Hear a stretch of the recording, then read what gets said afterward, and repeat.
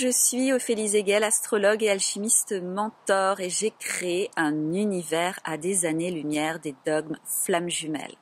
Dans la précédente vidéo, je te parlais du comportement chaser et du mode survie, le combat. Si tu as un comportement runner avec lui, tu es en mode survie, la fuite. Et donc, ce qu'il faut comprendre, et c'est ce que je disais dans la précédente vidéo, c'est que ce parcours avec lui, il dépasse tellement la réunion avec lui. Ce parcours avec lui, il n'y a rien à faire pour être avec lui, si ce n'est de plus en plus de cheminer vers qui tu es vraiment, indépendamment de sa validation à lui. Ce qui veut dire que devenir qui tu es vraiment, accéder à ta totalité ombre et lumière, tes talents, tes potentiels, j'ai envie de dire, tes désirs les plus profonds, ça demande en fait une collaboration consciente avec ton ombre, avec tes peurs, avec tes blessures. Et souvent sur ce parcours, on a vraiment, pour moi, un amalgame qui est fait où longtemps, on va se considérer comme blessé. Et indirectement, ça va renforcer la posture de victime. Je ne sais pas si tu as déjà entendu parler du triangle de Karpman. Voilà, le profil victime, le profil sauveur, le profil bourreau. Et ce que moi j'ai pu vivre sur mon parcours, je suis reconnectée à ce parcours depuis 2018. J'avais un comportement chaser. Mais du coup, j'avais un comportement runner dans plein d'autres domaines de ma vie.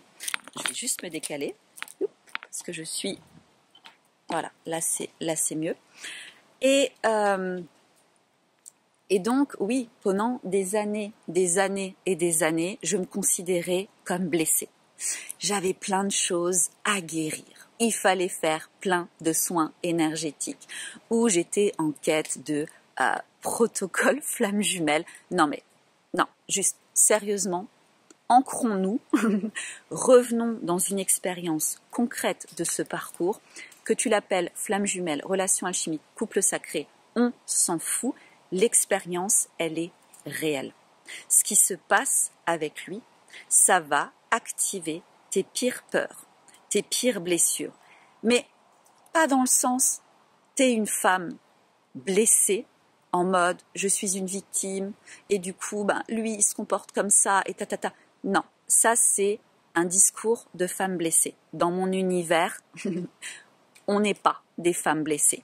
Dans mon univers, on est des femmes qui reconnectent à leur magie créatrice.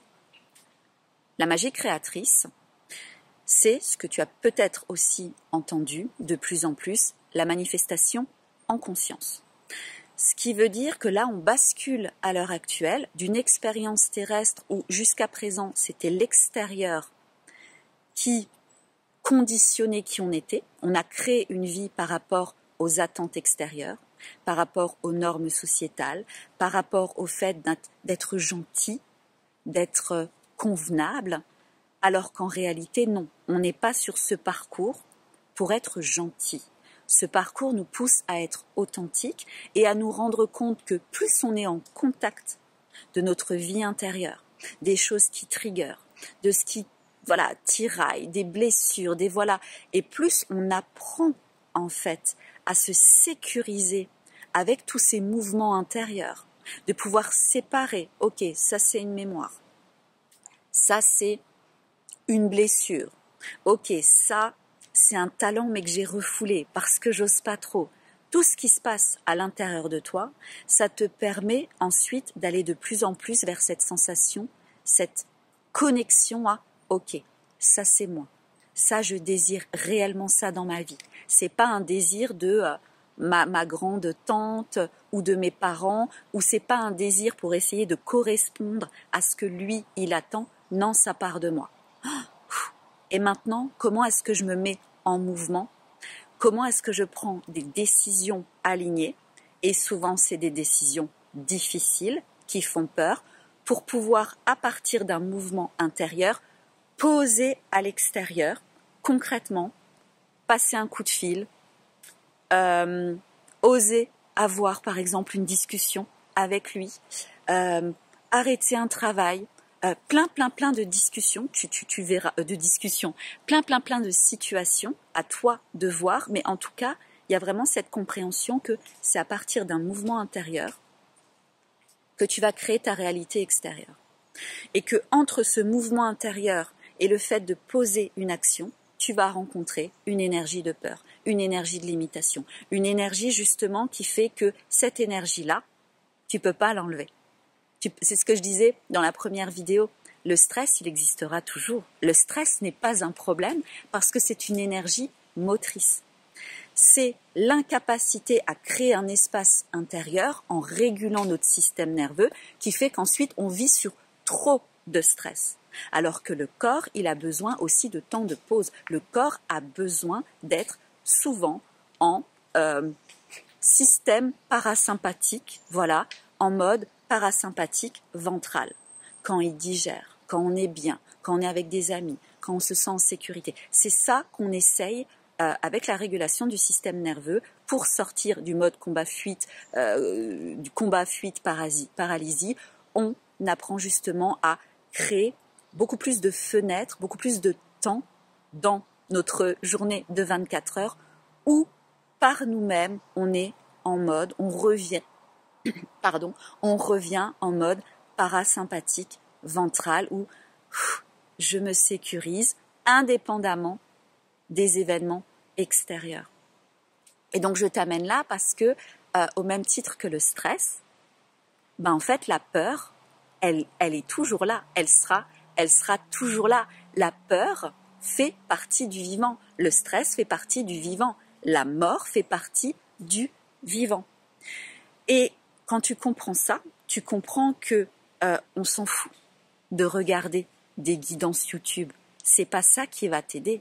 Ça te fait rester dans ton mental, ça alimente ton subconscient de tu es une femme blessée et donc tu es au contact d'autres femmes blessées et puis tu cherches des réponses à l'extérieur parce que tu vois bien quand il t'envoie un message ou quand il revient vers toi ou quand je sais pas si c'est des je crois que c'est des noisettes qui sont en train de tomber ou des glands. Ça va, je suis protégée. Oui, voilà, ou quand tu sens qu'il vient vers toi ou qu'il te dit que tu es juste exceptionnel, qu'il n'a jamais ressenti ça, que tu sens son énergie et du coup que tu es en fuite parce que ce n'est pas décisionnel, ce n'est pas ton mental qui choisit de fuir. Quand notre système nerveux est dérégulé, donc le comportement runner mode fuite, en fait, c'est le système de survie, c'est ton corps, il est face à lui et c'est danger parce que ton corps, il sait que au contact de lui, il y a cette dynamique qui t'amène à réellement devenir toi. Donc qui t'amène à mourir à ton ancienne identité.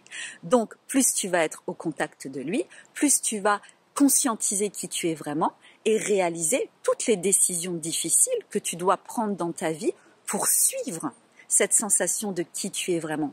Et ça, ton corps, par rapport à des mémoires, oui, par rapport à des croyances, par rapport à des blessures, c'est warning, warning, warning, danger. Donc, impossible pour toi de te raisonner mentalement. C'est uniquement au travers d'exercices, de pratiques que tu peux réguler ton système nerveux. Que ce soit la respiration, que ce soit le balancement, que ce soit, je l'ai d'ailleurs pas dit dans la première vidéo, je vais rajouter quelque chose dans la première vidéo, des exercices à pratiquer au quotidien parce que si tu fuis avec lui, tu as sans doute aussi un mode combat dans d'autres domaines de ta vie. En fait, on traverse les 3 états. La fuite, le combat, la paralysie, on traverse ces 3 états. Mais là, je voulais juste cibler plus particulièrement sur le comportement runner. Et donc, si ça t'intéresse, j'ai créé un programme pilier parce que la régulation du système nerveux, c'est le socle pour tout ce que tu veux faire ensuite en termes de développement personnel. Un programme pilier corps de velours, 15 heures d'enseignement et d'exercice somatique, plus de 60 vidéos, mais il va y avoir des bonus, des mises à jour réparties en 9 modules jusqu'à demain, samedi, jour de la pleine lune en Verseau. Le programme est à 222 € au lieu de 333 € avec le code ancrage en majuscule, je le mettrai dans le lien de descriptif, ou alors 37 € pendant 6 mois.